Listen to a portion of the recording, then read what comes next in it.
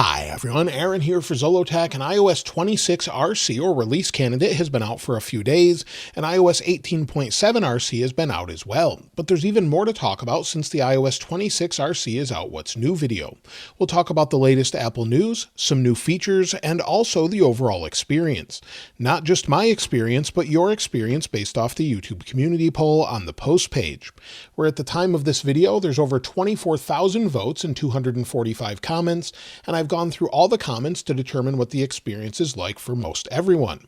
So be sure to stick around toward the end of the video where I'll read some of your comments as well.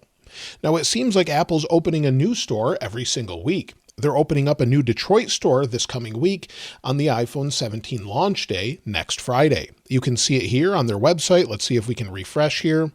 And there it's loading in the background, and it says Hello 313. You can see the new wallpaper here, so if you want to download that, you can do that. I'll link it in the description below, and you can see they're opening this new store. So it's great to see this new store opening in Detroit, and let me know if you're in the local area and if you're going to be checking it out as well. Now, Apple's latest iPhone Air is coming out this Friday as well. Now, I don't have one in hand yet. As you can see, this is just the case I went over the other day, and I finally received the iPhone Air battery for MagSafe, or the MagSafe battery pack. Let me know if you want a separate video on this, or maybe there's already one out before this video. I haven't decided yet.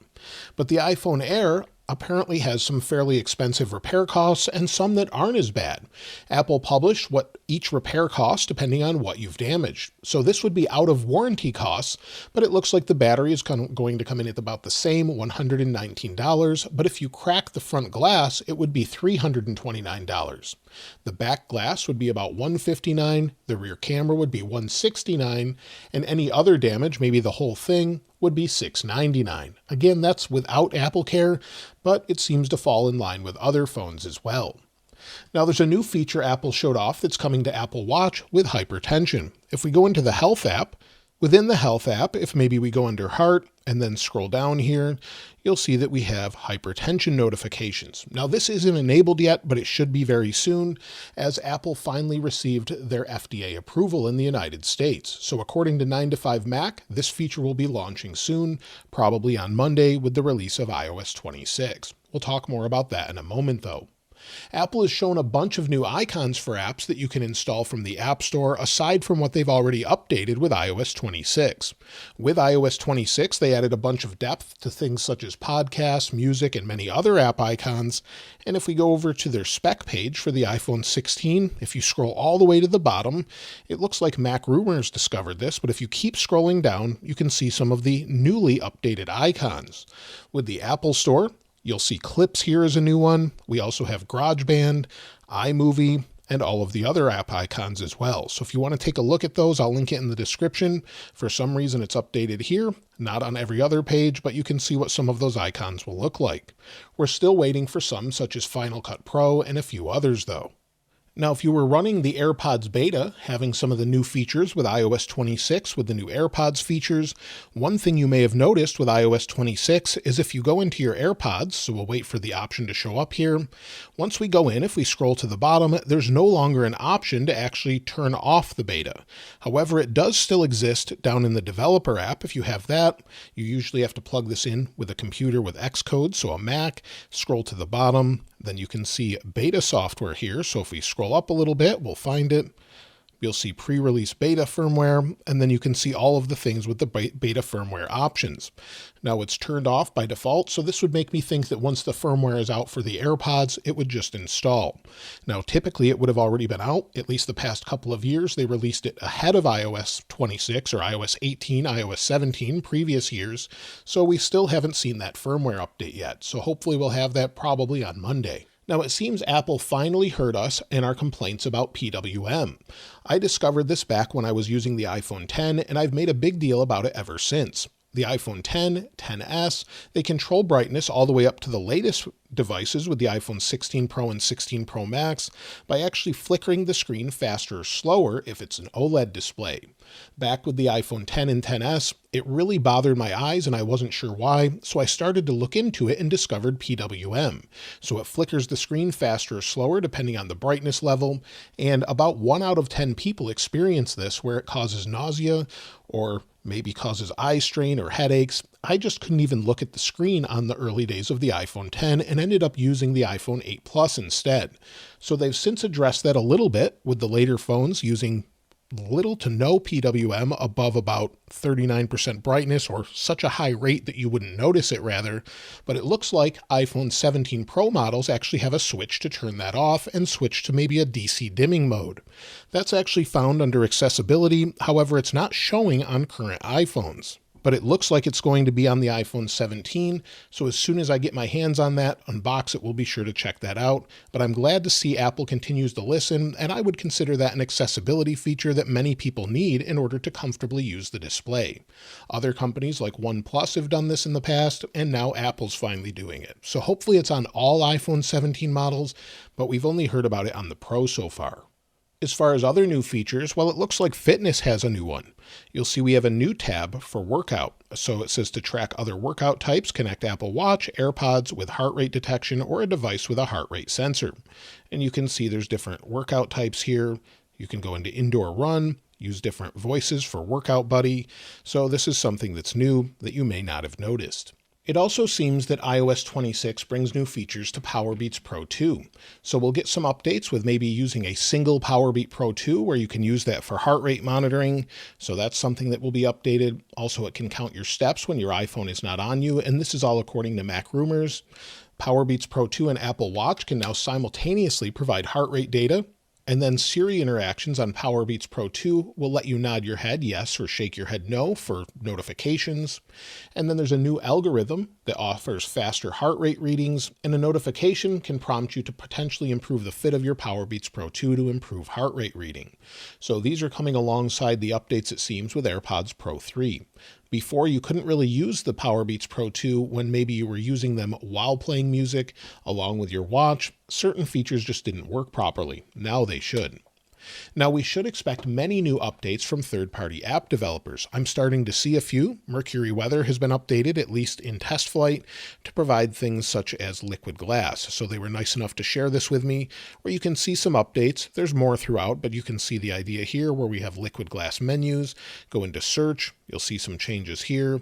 And it's just a really nice update overall, where you can use their map and have all of the latest features. So here, we have the liquid glass icon again where we can slide, and there's just some nice updates throughout.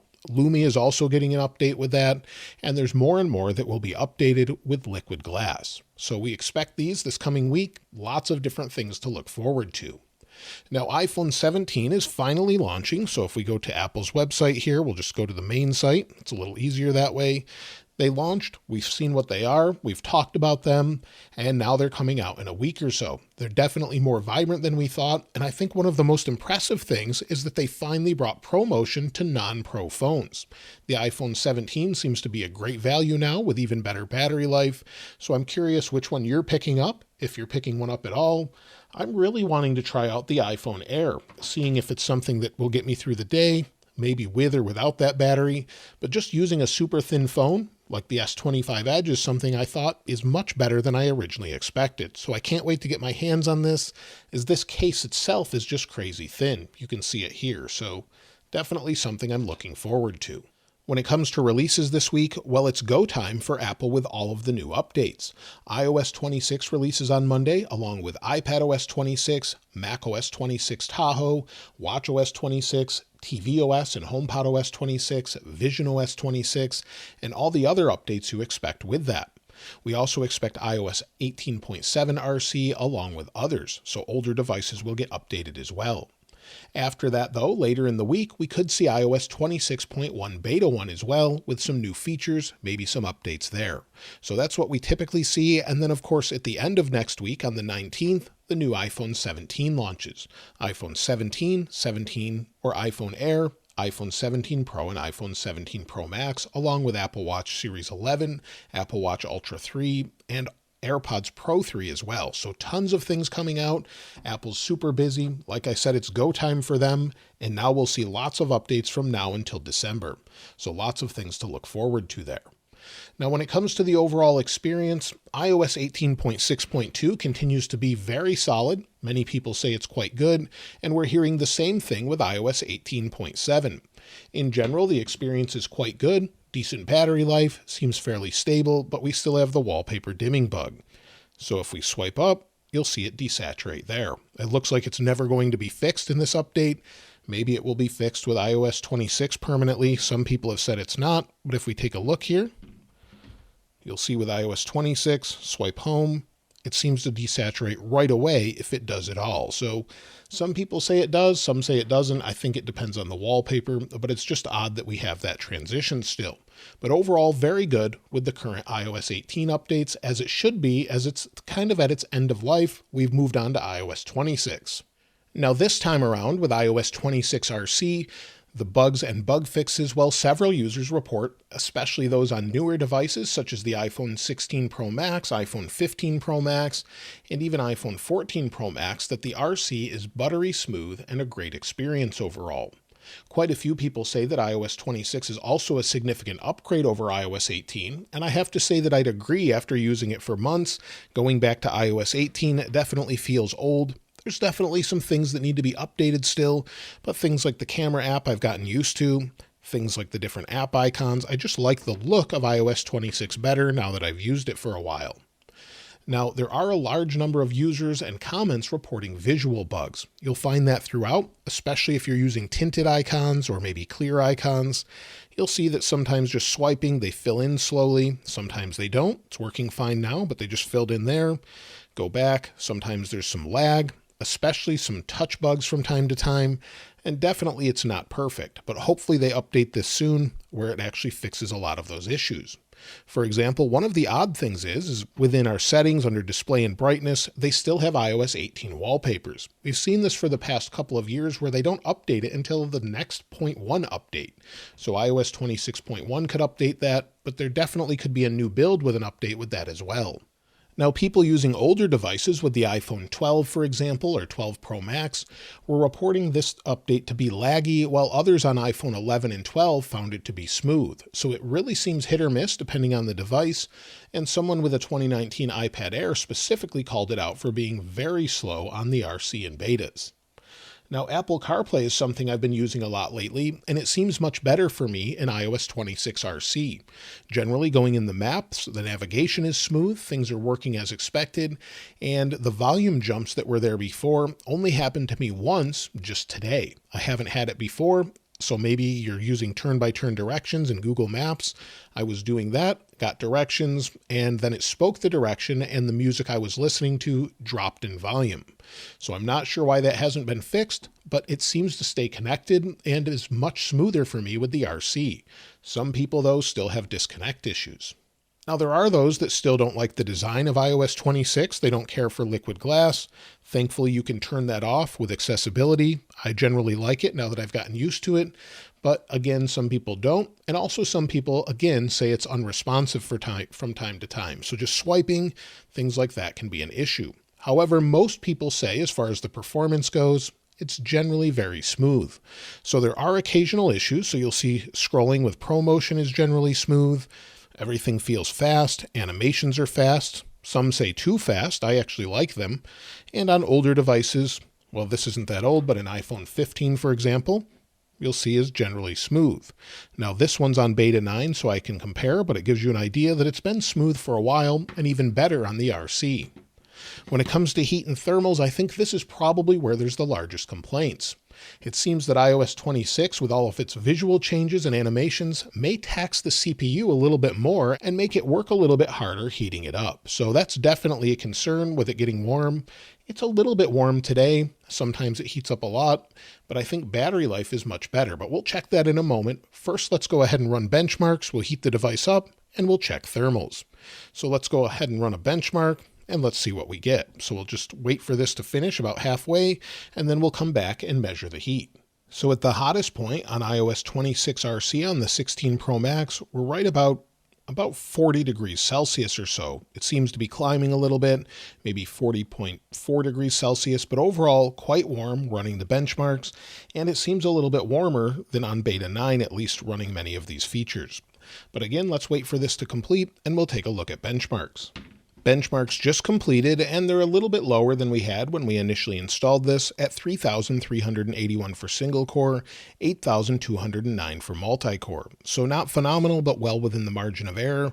You'll see we had 3,388 before and 8,355 before. So it's about the same. Not a huge improvement, but again, sometimes when you run this a second time, it works fine, and sometimes it doesn't. Maybe we need an update for Geekbench, maybe for more consistent running of the benchmarks, or maybe it's just the processor with not being able to handle heat as well. Now, if you're wondering if you should install iOS 18.6.2, iOS 18.7, or iOS 26 betas or the RC, I would say if you're on iOS 26 betas, definitely install the RC, but if you're on iOS 18.6.2, maybe you're a little nervous about worse battery life or some other things going on, I would probably wait until the release on Monday, where we'll probably have a different build number, or just wait and see what happens with this. I would expect it to get much more stable. Of course, over the next few updates, we should see that as well. Now, when it comes to overall battery life, those on iOS 18.6.2 have said that it's solid and more consistent than previous iOS 26 betas, and it's generally a stable experience that way. So we don't have many examples other than 8 to 10 hours of screen on time on 16 Pro Max, and 18.7 is basically the same thing. We're seeing similar battery life, generally decent. Those that weren't having good battery life on iOS 18.6.2 improved battery life with 18.7. With iOS 26 RC, generally it's a little bit different story. It seems many users noted an improvement in battery life compared to previous betas or even older iOS versions, particularly on the iPhone 13, 14 Plus, and 16 Pro Max. 66% said battery was better on iOS 26 RC than previous betas. So generally pretty good. But first, let's go ahead and take a look at battery from a viewer and see what they had to say with their iPhone 16e.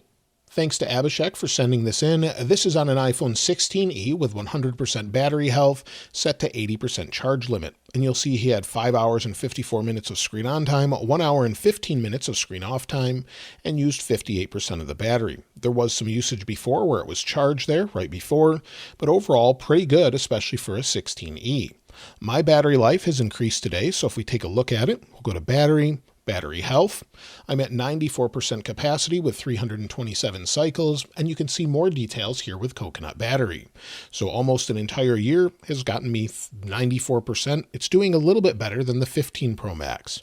But battery life overall, if we take a look at my battery usage, yesterday in particular, I used a lot of power, but had 6 hours and 56 minutes of screen active time, 4 hours and 55 minutes of screen idle time. With charging it, I used 121% of the battery. The day before, similar, but before that, it was much worse. 2 hours and 3 minutes, or 3 hours and 10 minutes using 88%. So definitely a noted improvement after the RC was installed. So it's getting me, well, through a lot of the day, but not the entire day. Hopefully the public version is better. Once we get some apps that are optimized for iOS 26, hopefully that improves as well. Now, as far as what you had to say about the experience, let's take a look at some of your comments. Instant Pumpkin said, RC feels much smoother than Beta 9, but I'm having an issue where my hotspot is grayed out, and I know for a fact that my phone service includes it. Mr. Ches Sandvich of 4096 said, 12 Pro Max on iOS 26 RC, and it's kind of laggy in the home screen, and I noticed that my battery has been draining a little quicker than usual. A little warm too. Otherwise, it's probably just because my device is on a lower end of the supported devices. Ann Voss 4302 said, I run the RC on all my phones, 12 Pro, 14 Pro, 16 Pro, and iPads, 11, A12X Pro, M3 Air. Only my watch, Mac, and AirPods Pro 2 are holdouts. Mostly works great. Some minor glitches about keyboard input, not always showing up, but being there anyway, which is confusing. Battery life seems okay all around. Can't upgrade my Mac yet. This is my main working machine. If the beta would have gone wrong, I would have been forced to use a Windows, thus slow laptop. Quad Rider Honda said, using iOS 18.7 RC on my 16 Pro Max. Still some issues with Apple CarPlay being laggy. I reported that in the feedback app, and cellular data is still wonky with 1 to 2 signal bars, but nothing loads for me. I have to do an airplane mode trick on-off, and then it will work. Battery life is pretty good so far, and it's snappy and smooth. Looking forward to iOS 26 next week. Dine Trevere said, and hopefully I'm pronouncing that properly, iOS 26 RC on 16 Pro Max. Lots of minor visual bugs and stutters throughout. Battery life is not exceptional. 99% battery health. No app crashes. Slight overheating, especially when charging. TTS292 said, iOS 26 is amazing on my iPhone 11. Battery life is smooth, I'm getting plenty of usage out of my device, and I haven't had any overheating issues thus far. Opening apps is speedy, and so far I haven't had any crashes or freezing. VoiceOver is also fixed, as the voice downloading bug that has been an issue since Beta 1 has been fixed, and since Beta 9, it has held up towards the RC release. I'm looking very much forward to RC2, that is if Apple releases it before the final release. Either way, I'm looking forward to what Apple has in store for us in the near future. When it comes to overall storage, iOS 26 RC seems to be pretty good overall. If we take a look compared to iOS 18.6.2, we'll go to General and then iPhone Storage. You'll see here, if we swipe to the bottom, we have 19.98 gigabytes for iOS, 18.66 for 18.6.2. But generally, iOS 26 RC is a little bit smaller than iOS 26 Beta 9. So you'll see Apple Intelligence is taking up 6.27 gigabytes, iOS is 13.71 gigabytes. So a little bit more with all these new app updates and textures. Maybe we'll see more refinement when the public releases. Now, based on the majority of comments, both on YouTube community polls and online, iOS 18.6.2 continues to be stable, reliable, and great with battery life overall. iOS 18.7 RC is generally stable with good battery life as well for those staying on iOS 18, and based on comments, there isn't a single unified experience for iOS 26 RC, it seems. The performance of iOS 26 RC appears to be highly dependent on the specific device model and individual usage, whether that's apps, the way you use it, or something else. While many have found it fairly polished and ready for release, others believe it's one of the buggiest RCs they've ever used. So I would ask, is it ready at this point? What do you think? I think it's decent compared to last year's iOS 18 RC, definitely at a better point than that, in my opinion, in the way it works for me, but it's not super refined like previous iOSs. So hopefully we'll get closer to that with the public release, and we'll see some big updates there. So that's everything with iOS 26 RC, iOS 18.6.2, iOS 18.7 RC, and I'm looking forward to many people being on iOS 26 to see how it progresses, and this new design language, how it sort of shapes the way iOS is. Let me know what you think of it in the comments below, and if you think it's ready, as I mentioned before, and of course I'll link this wallpaper in the description like I normally do. If you haven't subscribed already though, please subscribe, and if you enjoyed the video, please give it a like. As always, thanks for watching. This is Aaron. I'll see you next time.